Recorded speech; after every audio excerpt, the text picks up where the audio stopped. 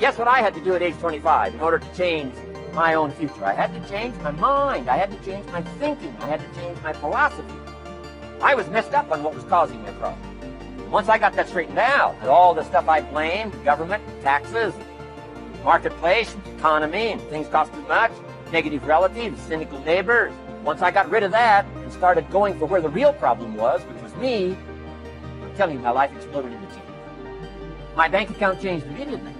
My income changed immediately. My whole life took on a whole new look and color immediately. And the early results I got from making these philosophical changes tasted so good, I've never stopped the process from that day. And I'm telling you, with a little consideration of the refinement of your sail, by setting a better sail, refining your philosophy, your whole life can start to change from today on. You don't have to wait till tomorrow. You don't have to wait till next month. You don't have to wait till spring.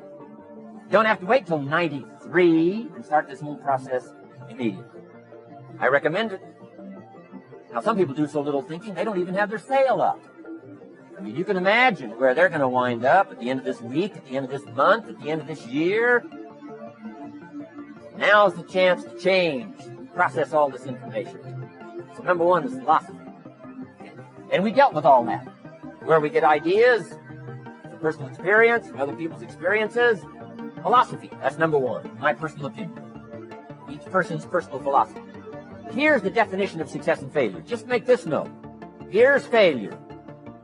A few errors in judgment, repeated every day. Now you can automatically assume, Mr. Rohn, I say I can understand that. A few errors in judgment repeated every day. For 6 years? I'm with my father. I think I told the story the last time I was here. My father, 88 years old, he's never been ill, still hasn't retired. Not long ago, midnight, we're getting ready to go to bed. We drilled a new well, got some extra water, got some more acres going, he's all excited. At midnight, we're getting ready to go to bed. My father's eating what he calls his midnight snack. He bite to eat before he go to bed. Don't have to go to bed hungry.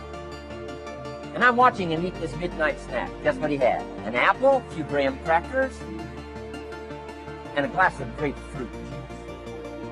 I said, no wonder my father's so healthy. My mom taught us all those good health practices. Taught me when I'm growing up, right? I'm an only child. I've never been ill. Passed a big 5-0 sometime ago. My 2 daughters, 32, 33, never been ill. My grandkids, never been ill. I'm telling you, legacy lingers on. As I watched my father have this midnight snack, suddenly occurred to me. I know that's part of it. An apple, what? A day. That's gotten to Dallas-Fort Worth. An apple a day keeps the doctor away.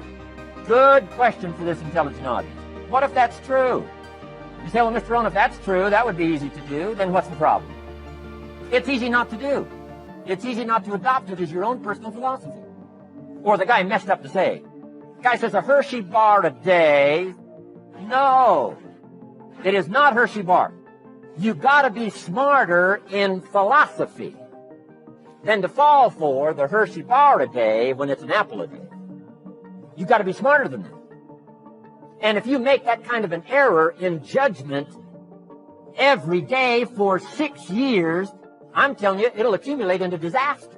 Sometimes the first year you say, well, you know, I'm so healthy now, what difference is it going to make? You've got to be smarter than that. Just because disaster doesn't fall on us at the end of the first day doesn't mean disaster isn't coming.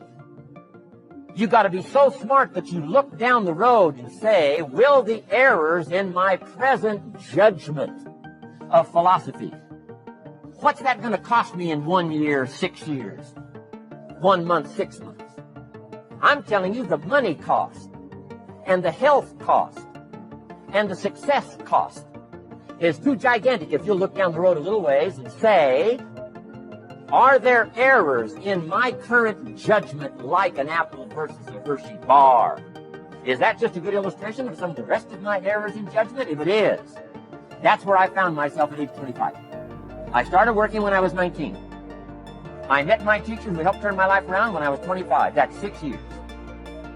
At the end of the first 6 years of my economic life, I've got pennies in my pocket. I've got nothing in the bank. The creditors are calling saying, hey, you told us to check this in the mail. I'm embarrassed. I'm behind on my promises. I live in America. I'm 25-year-old American male. I got a nice family, every reason to do well. and I'm messed up. Now, what's messed up?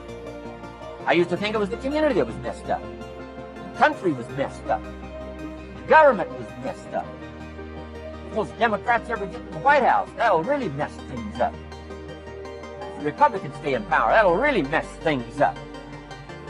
The economy was messed up. Interest rates were messed up. I thought all this stuff was messed up. Then I found out that's not what was messed up. I was criticizing the only thing I had to work with. What was really messed up was my own personal philosophy. My own errors in judgment in my own personal philosophy brought me in 6 years. Now, once I understood this, here's the formula for failure. Errors in judgment, being lax about developing your own personal philosophy. I'm telling you, it's called accumulated disaster. It doesn't matter whether it's your health or your bank account. Guy's got an empty bank account, probably has high cholesterol. Why? Over the last 6 years, he never paid attention to either one. And it doesn't matter whether it's a dollar, or whether it's your money, or whether it's your cholesterol count. All you got to do is commit the errors, and just because disaster doesn't fall on you at the end of the first day that you don't eat an apple. You say, well, I didn't eat an apple today, and tonight I'm not ill. Well, you got to be brighter than that. Someday you got to leave first grade. The reason we make those first grade desks so small, so they won't fit at age 25. Now let me give you the secret to success. Formula for failure. A few errors in judgment repeated every day for 1 month starts the weakness, starts the disaster process. You can imagine what happens in 6 years. Now here's the formula for success. A few simple disciplines practiced every day.